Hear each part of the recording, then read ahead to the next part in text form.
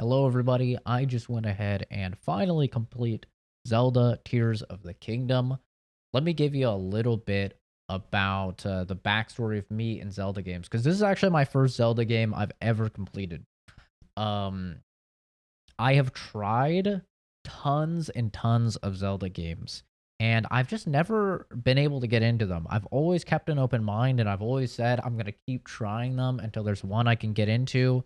The one that I got the furthest into was Twilight Princess, but that's because I was a kid when I was playing it. I put probably 8 hours into that.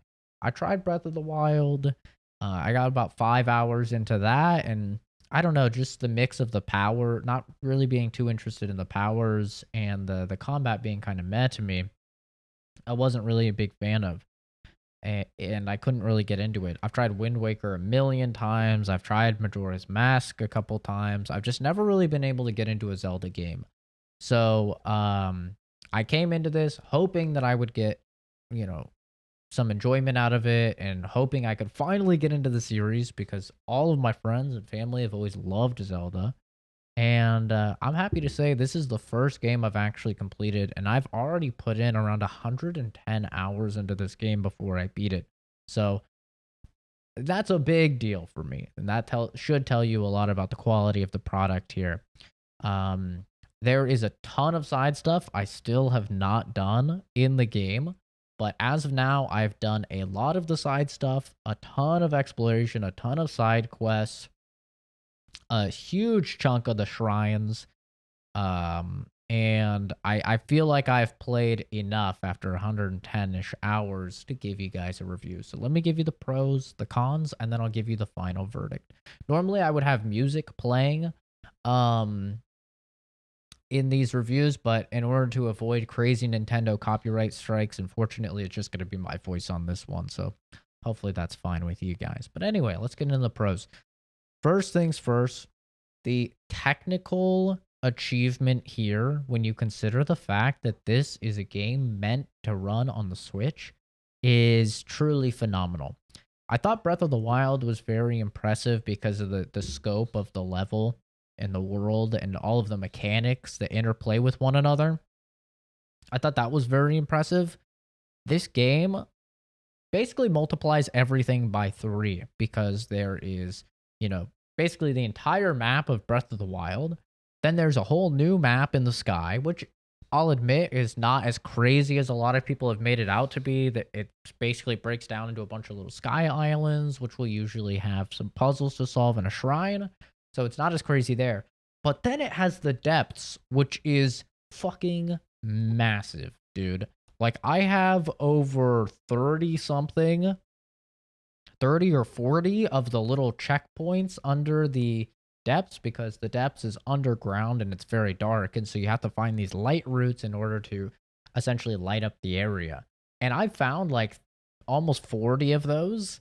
I've spent dozens upon dozens of hours in the depths, and I've still barely scratched the surface. Like, I'm probably like only 60% explored through there, maybe 50%. I mean, it's insane how much there is to this game. And there's no load screen. You can literally go from a sky island and doing something up there to diving off of the side seamlessly through the clouds into the surface area, seeing, all the bokoblins and stuff like that, and the people doing their thing. Keep diving through a hole down to the depths, and all of this is just seamless. And then you'll be in the depths. I mean, it's fucking incredible. It's insane. The technical aspect. I don't know what sort of witchcraft they managed to do to make this run on the Switch, but it's incredible. In the cons, I'll touch about a little bit of the Switch's hardware problems, but overall, just what they're trying to do here is insane, and they pull it off really well. I mean, there's a lot of games like on PC that don't have this level of technical features. And that's not even mentioning all of the actual mechanics that interplay with one another, how fire can spread and fire can create updrafts, and you could use those to glide up, and then all of the Zonai devices on top of that. There's dozens of these different devices that you can bring out and use them in unique ways. Things as simple as a fan, which can propel you upwards or you can attach to various objects, to things more unique like a stabilizer. So it'll always balance something upright that you can then utilize to attach planks or something onto it and activate the stabilizer to create a catapult. And this is just like scratching the surface. I mean, it is insane the mechanics that are in this game. I mean, this is I genuinely mean this. This game has more mechanics at play and more unique gameplay aspects than any video game I've ever seen in my life. Like, and I've played hundreds upon hundreds, if not well over 1,000 different various games. If you guys know me, you know I play a shit ton of video games. This one takes the cake by far. It is insane, the variety of gameplay experience, and just talking to people about this game and talking about how something as simple as in the very beginning scaling a mountain. I talked to 4 different people playing the game and we all did it differently.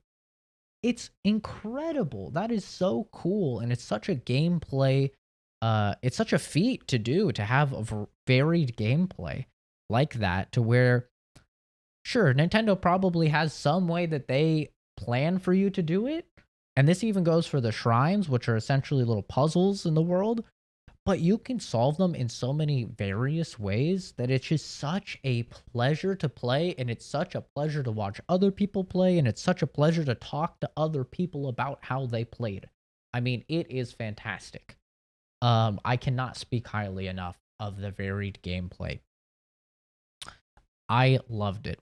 And I'm not a puzzle guy. As a lot of you know, I usually struggle a lot with puzzles, but the fact that I could solve the puzzle my way really made me enjoy it. I think the gameplay experience here through all of the mechanics working together, and then also the exploration and uncovering more of these like Zonai devices, which unlock new abilities for you to solve puzzles. I think all of that is incredibly done in the game. Um, Also, graphically, I think the game is quite good. I mean, it has the Breath of the Wild art style, and there's a lot of points in the game where I would actually just stop and be kind of in awe of, a sunset hitting with the clouds and the physics on the clouds moving by. I mean, it's just a very good looking stylized game. Sure, the frame rate, especially on the Switch, is not great a lot of the time. You're dropping into the teens sometimes, right? It's a little bit rough. There's other ways to play the game that I won't touch on. That will give you a better experience, and that's how I would recommend you to play the game, because it is an incredible experience when you get this game running at solid frame rates and high resolutions. It is incredible. But let's move on from that. I don't want the Nintendo lawyers killing me or anything. Fucking sending Hitman to my house. I think that the sound design is also incredible. The voice acting is pretty bad, I'm not gonna lie. Luckily, there's not a lot of voice acting, but I don't know, a bunch of the main characters, I honestly felt that I could voice act better than a lot of them. It was not very good. I don't know if these games are supposed to be played in Japanese or something, but the English was just not really that good for a lot of the voice acting. But the actual music and the sounds of like the explosions and everything like that is incredible. Really, really good. And I know a lot of this stuff is probably reused from Breath of the Wild, but I didn't really play Breath of the Wild, so I'm reviewing this as somebody, where it's really their first Zelda game that they've gotten into. But the sound and everything is incredible. The music is phenomenal. There's a lot of points in the game where I was actually brought to tears just based on the music, because it was that much of a banger. I mean, it's crazy how good it is. I also really, really enjoyed the like the ambient music that plays. Like when shit goes down, there's wonderful soundtracks that play and it can bring you to tears. But I thought that just the ambient music as you're exploring and stuff, it wasn't over the top. A lot of times it will actually die out and let you just listen to the ambient sounds of the world. And I really, really enjoyed it. I also just think that the story was compelling. And that's saying something, because normally, from my understanding of Zelda as like an outsider, it's just like you gotta save Zelda and beat Ganondorf. You know, it's kind of how I see Mario. As someone that doesn't play Mario, it's like you gotta beat Bowser and you gotta save Peach, right? Nintendo, to my understanding, you know, as an outsider, is very surface level stories, not that interesting. It's the gameplay and the mechanics that carry the games. But the story in this game is actually incredible. It puts a spin on that. There's a lot of intrigue and mystery that occurs right out the gate. And I really enjoyed putting together the pieces of that puzzle. And I thought the conclusion of the story was very interesting. I don't know if they're going to make a sequel onto this or they're going to have a brand new game, but I thought that the story was intriguing, compelling, and it kept me actually wanting to do the main story and unravel the tale. So I really, really liked it. Um, but yeah, I really can't gush enough about the gameplay. The gameplay is so fucking good in this game, how all the powers intertwine, and something just as simple as being able to attach things to other things creates so many wonderful gameplay opportunities. It incentivizes you to fight new enemies because you get their parts, which can make your weapons stronger or your arrows stronger. It incentivizes you to get creative when you're solving puzzles, and overall, it's the gameplay is so fucking good here. But let's get into the cons because I don't think it's all perfect. And one of the big problems with the gameplay, in my opinion, is the combat. The combat is very basic. I would say it's serviceable. And this has always been my problem with Zelda games, and why I haven't been able to get into them is because the combat has always just been so meh, you know? And if you look at the combat in this game, you essentially only have 3 move sets, no matter what weapons you're using, which is very lame to me. You have your single-handed moveset, your double-handed moveset, and your spear moveset. And no matter what weapon you have of those 3, and there's dozens upon dozens of weapons, it's all the same. You compare that to something like Elden Ring with, you know, all of the different weapons are having different movesets and they're having different abilities, and it definitely shows its age here in its simplicity. Sure, some of the weapons will have unique modifiers, such as they'll charge faster or they'll do a lot of extra damage on their final hit before breaking. But at the end of the day, like, there's 3 different movesets. And against a lot of the harder enemies, you absolutely need a shield. So as a result, the two-handed weapons, which sucks because you guys know me, I'm a big strength build guy with my big swords. I love that.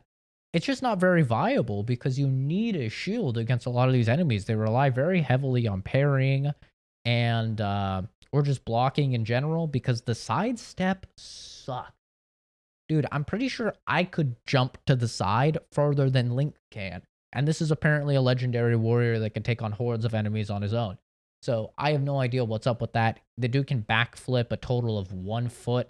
He can side hop a total of 8 inches. I mean, it's really pathetic. So as a result, the two-handed weapons are pretty fucking awful unless you have a huge opening where you can do your big attack. And the spears are pretty situational at best. They're pretty decent for like taking care of smaller enemies. But for the most part, you want a one-handed weapon where you can utilize a shield.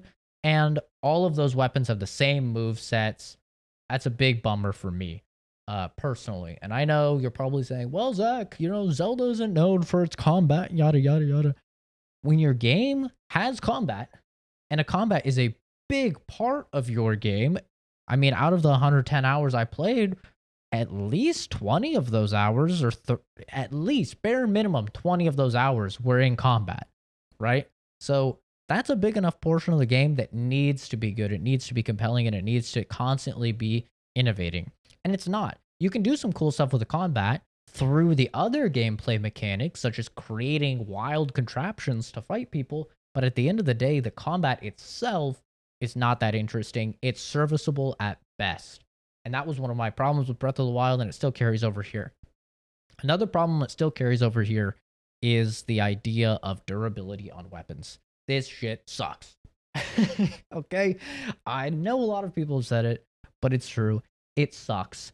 It's a little bit better in this game because now when you defeat an enemy, you are rewarded because you'll get their parts. Say you defeat a bokoblin, you'll get their horn.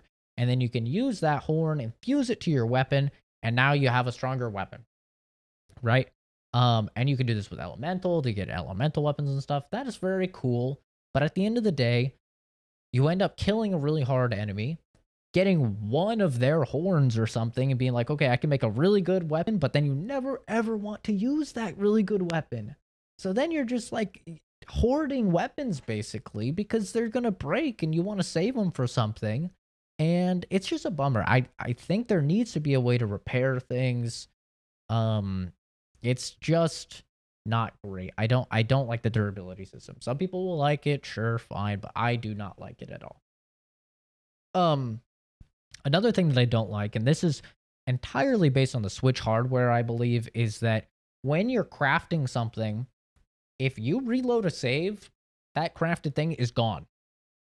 If you walk too far away from that thing, it is gone. Shit will despawn. And this can be very frustrating, especially when you're doing some of these puzzles where you need to get one of these little dudes to his friend. It's very frustrating because you'll build this contraption and then you'll save because you're like, if this goes awry, I want to reload my save and try it again and fix the contraption. Well, that doesn't work. You're stuck with your fucking mistakes in this game, man, because if it doesn't work, guess what? You're fucked. If you reload that save, everything that you just built is gone. And you may say, oh, well, you'll get the materials back, right? That you used? No, those are all gone too. Fuck you. They're all gone. So, as a result, it can be very frustrating if you're building this elaborate contraption and you're using a lot of these pieces from your inventory and then you reload the save and then it's gone. But trust me, you'll only make that mistake once, maybe twice. Because after you do, you'll never ever make it again. It will burn you the wrong way. Another thing you can see here from the gameplay, I wasn't the biggest fan of the controls. I don't think they're extremely intuitive, but you have to also remember, I don't play any Switch games. So when I see it say A, I'm thinking Xbox A. I'm pressing the bottom button and then I'm going back so I got very frustrated on that, but I have actually seen a lot of people on the Switch that play Switch games say that the controls bothered them as well. So it's actually not just me. I don't know what their problems are with it, but I just found it kind of annoying. It's like, oh, you want to stick this thing to your arrow? Well, you hold this and then you press up and then you navigate over. And oh, but you want to throw something? You hold right bumper, but then don't let go of right bumper or else you'll throw and you'll break your weapon. Then you need to press up on the D-pad. You need to navigate over to that. Like, there's just a lot of steps for a lot of things, and I wasn't really the big fan of it. Oh, you want to cook something? You have to go into your inventory. You have to press Y. You have to pick all the things. Then you need to back out of your inventory. Then you need to drop it in the pot. Like, there's just a lot of steps to stuff, and I feel like all this could be streamlined by just you interact with the cooking pot and pick the stuff you want, Or like, I don't know. There's a lot of ways that they could fucking fix this, I feel like, but hey, what do I know? I'm not a video game engineer. I certainly don't have nearly as much experience as the people over there at Nintendo. But yeah, overall, I really, really enjoyed the game. I think the only issues is that the combat is very simplistic, which is a problem I've had with all of the Zelda games and why I've never really been able to get into them. But I think the variety in gameplay here and experiences and the things that you can craft and the ways you can solve the puzzles is such a magnificent achievement in video game design that it more than makes up for anything of the problems I have in the game. I mean, Jesus Christ, I put 110 hours in the game in just a couple weeks, and I've never played a Zelda game. Well, I've played a Zelda game, but I've never really gotten into Zelda before. That should tell you everything you need to know. In my opinion, this game is phenomenal. I think it's a 9 out of 10. For me, a 5 is average, 6 is above average, 7 is good, 8 is great, 9 is amazing, 10 is a masterpiece. I don't think it's quite masterpiece level just because, like I said, there's some annoying things. I don't think the combat is good enough for it to be warranted a masterpiece, but and the stuff despawning can certainly be annoying, but that's most likely a hardware issue, but it's still quite frustrating. And the controls are just not there for me. But overall, I really like the experience here. I think it's more than worth 70 hours or $70 because you're going to get a lot more than it. If I was to do everything in this game, it would easily be 200 plus hours. Like, no doubt in my mind. It's absurd the amount of content here. Definitely getting your money's worth. But anyway, that'll do it for me. Thanks for watching. Have a good one. Bye bye.